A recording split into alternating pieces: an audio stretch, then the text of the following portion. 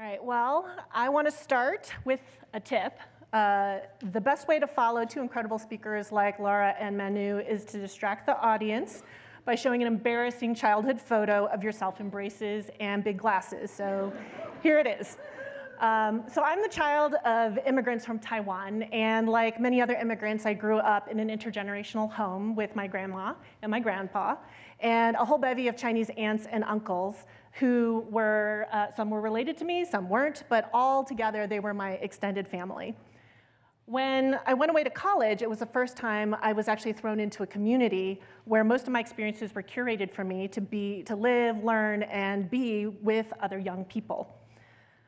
By chance, I got to know a woman named Mrs. Dubendorf, the older organist at a small Baptist church a few blocks away from my dorm. She recruited me to play the violin with her on Sunday mornings and adopted me to have home-cooked meals at her house once a month. Now, Mrs. Dubendorf was a white baby boomer and longtime resident of a small college town. I was a 17-year-old Chinese-American daughter of immigrants from St. Louis, Missouri. We had almost no life experiences in common. But our shared passion for music and the relationship that formed out of our weekly collaborations expanded my capacity to connect across difference. And it gave me a newfound understanding of who could feel like family and what we could accomplish for the community together. So fast forward 25 years, and I have dedicated my life to, let's see if I can get this slide going, there we go. I've dedicated my career to the pursuit of intergenerational connection and collaboration. My friends often describe this as my thing. Well, today I'm here to tell you why it also needs to be your thing. So I'm going to start by anchoring us in two trends that are happening right now in America, right under our noses, and nobody's paying attention. So this graph shows the triangle-shaped age distribution of the US at the turn of the century in the 1900s, with nearly half of the population in blue, under 20 years old, and fewer people in each subsequent age cohort than the one before. Here's what the age distribution in America looks like today. A rectangle with almost equal numbers of people of every age from birth to 70 and beyond. That makes us the most age-diverse society in human history. And what's more, nearly half of all kids born today will live to be 100 years old. What are the ramifications for a 100-year life? How many of our institutions, from healthcare to housing to higher ed, are designed for the reality of this unprecedented age diversity?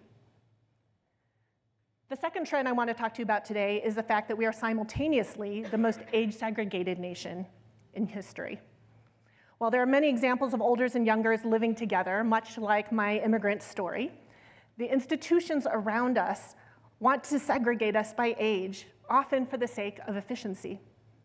Carl Pilmer at Cornell University calls this unprecedented age segregation a dangerous experiment, one that's linked to a raft of problems, including generational conflict, rampant ageism, and an epidemic of loneliness and isolation that's disproportionately impacting the oldest and the youngest amongst us.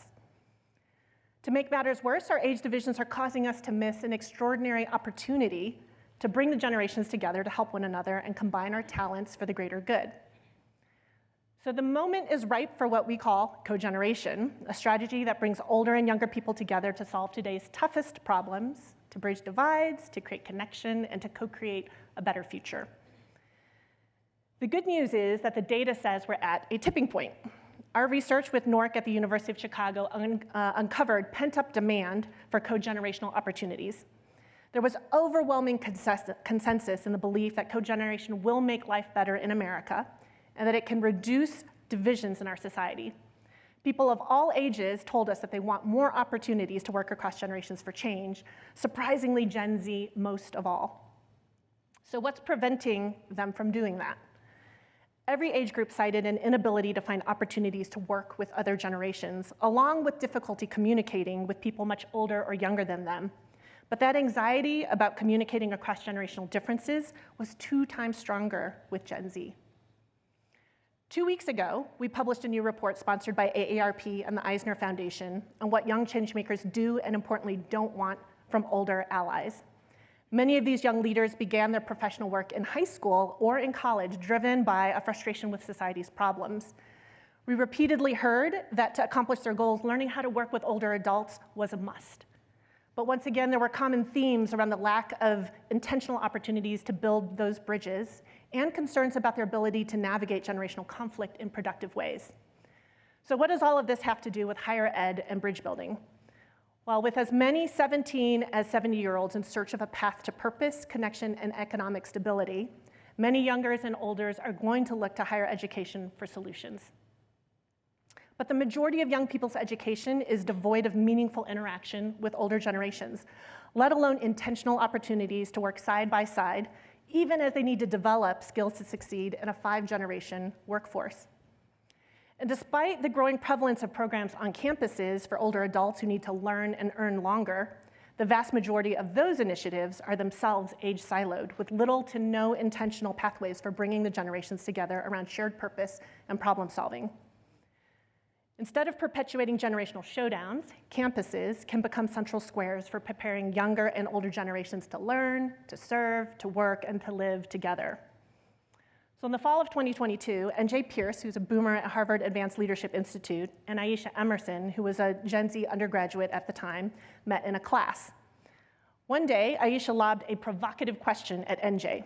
She said, "Gen Z is desperate to change the world we've inherited. When will older leaders get out of the way?" At first, NJ was taken aback, but after mulling Aisha's question over, she tossed back a question of her own. Do elders have to step aside for the young to step up, or can we find a way to work together? These two questions led Aisha and NJ to join forces on a year-long research project with Cogenerate and Campus Compact to surface opportunities for co-generational bridging on college campuses. What's the secret sauce to cogeneration? Well, it involves 3 Ps: proximity, purpose, and problem solving. So first, proximity.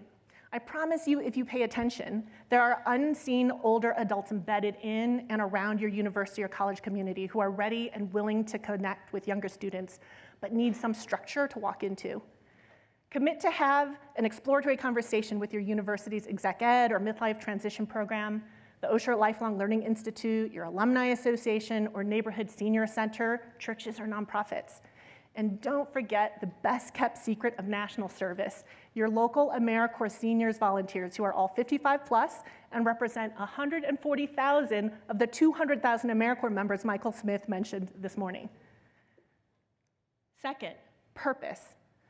Finding common purpose is what paves the path for generational bridging.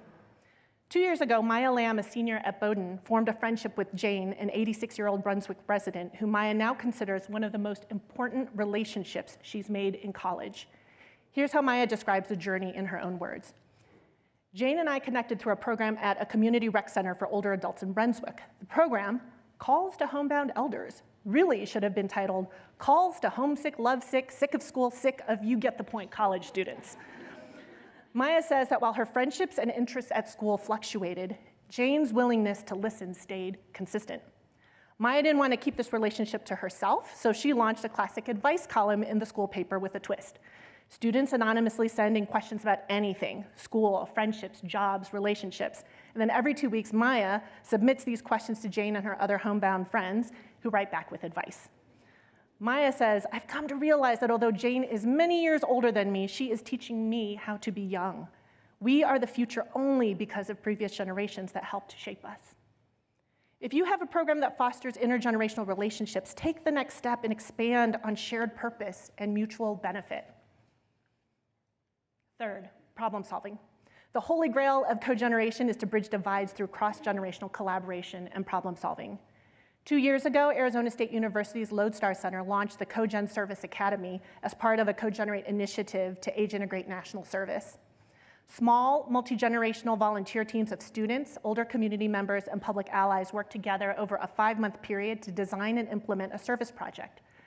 Robert Ashcraft, professor at Watts College of Public Service and Community Solutions, says this about the academy. The model we're exploring considers what enduring results are possible when multiple generations align on a mutually agreed upon issue of concern and then design service solutions together that may never have been conceived before. If you have a program that already cultivates shared purpose and interest between olders and youngers, how might you unleash them to become a multi-generational force for good, taking the unique strengths and assets of each generation and turning them outward to solve problems that are bigger than any one generation can solve alone? In closing, I dream of a future filled with intergenerational classrooms, co-mentoring pairs, collaborative service projects between younger students and older neighbors, university-sponsored intergenerational housing programs, age-integrated programs preparing older and younger people for jobs of the future, and campuses where people of all ages learn the value of diversity and pluralism from one another. Ageism, a pernicious byproduct of our country's growing age division, is the one divide that isn't actually a divide. It's an unnatural bias against our future selves. And that means generational connection, intentionally done, can be what John A. Powell calls the short bridge to bridging all other divides. Cogeneration is the secret weapon for marrying higher education's growing but siloed commitments to bridge building and lifelong learning. So let's make higher ed the place where people of all generations have ample opportunity to practice learning together, serving together, working together, and living together. We have all the puzzle pieces, we just need to put them together. Thank you. Thanks, Eunice.